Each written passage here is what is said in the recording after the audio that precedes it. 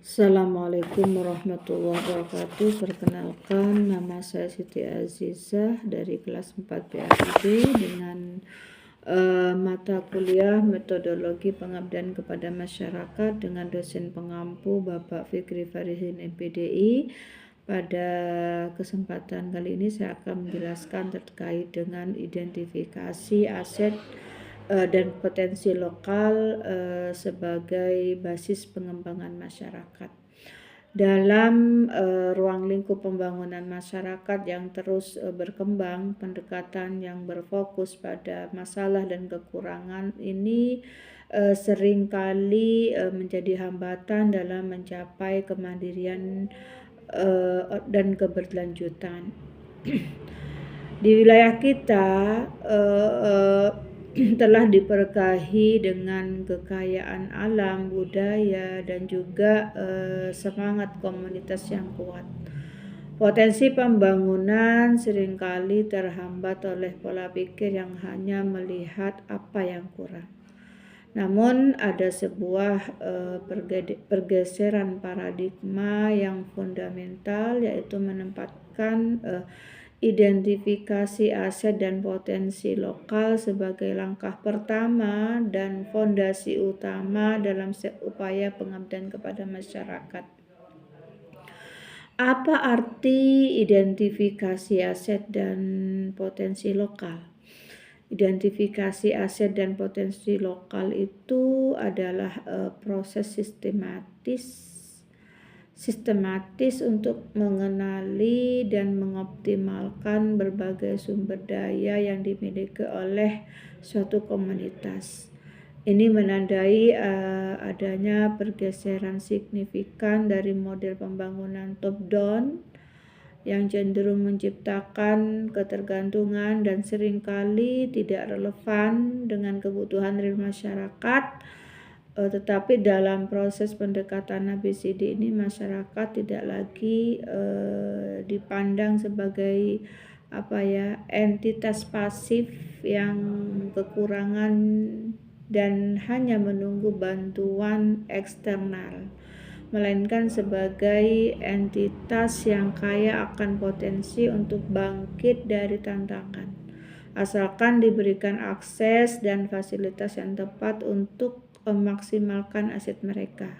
Proses ini memberdayakan masyarakat untuk menjadi agen perubahan bagi diri mereka sendiri. Sedangkan jenis-jenis aset dalam pengembangan masyarakat, di sini ada aset yang konteks ABCD itu sangat beragam dan dapat diklasifikasikan menjadi dua jenis utama. Jadi ada aset nyata dan aset tidak nyata. Yang pertama, aset nyata atau tangible asset.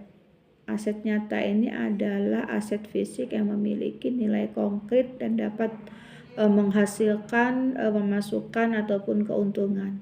Ini adalah sumber daya yang paling mudah dikenal karena sifat fisiknya.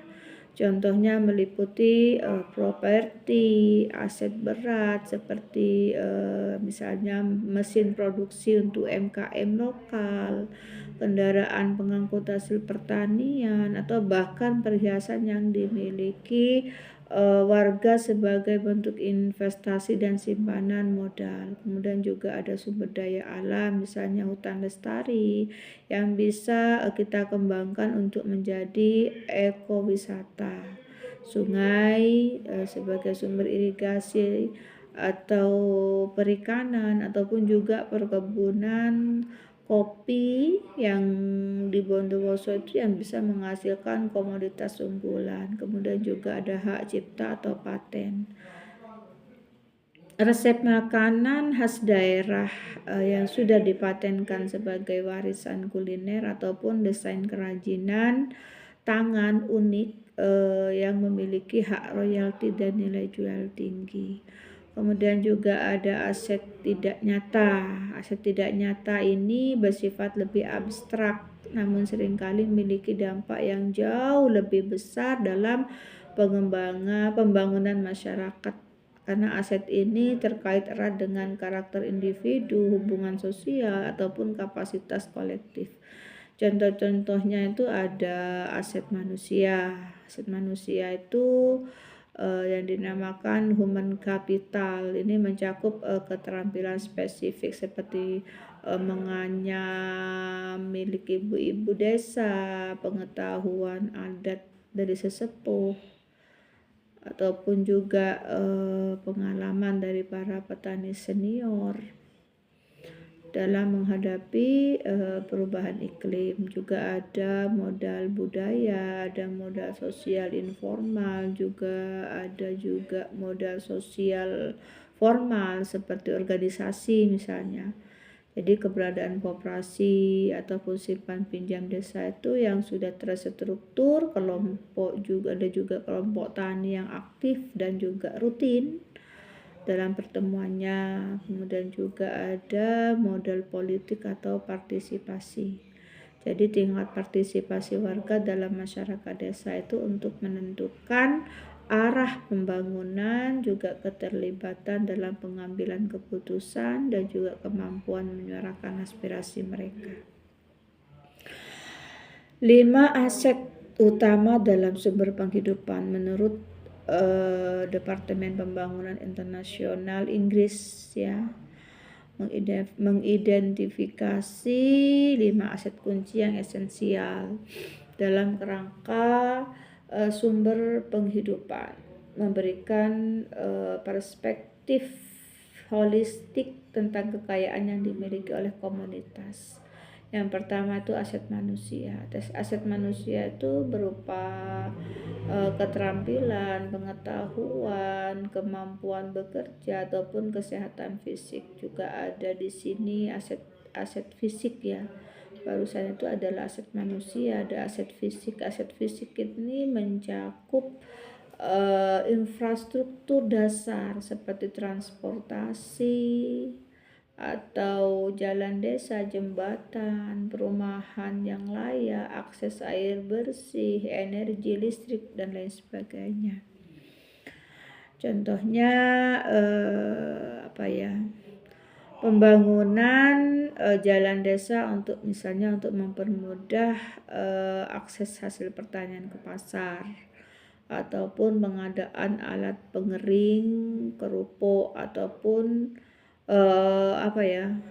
untuk UMKM. Kemudian juga ada aset sosial, aset finansial, aset natural. Kalau aset natural ini terkait dengan persediaan sumber daya alam dari lingkungan yang bisa kita manfaatkan untuk secara berkelanjutan. Misalnya pemanfaatan sumber mata air irigasi sawah, untuk irigasi sawah, pengelolaan hutan desa secara lestari, untuk ekowisata misalnya, ataupun budidaya perikanan yang di sungai yang melintasi desa. Intinya, identifikasi aset ini merupakan langkah awal yang krusial dan tidak tergantikan dalam upaya pemberdayaan masyarakat.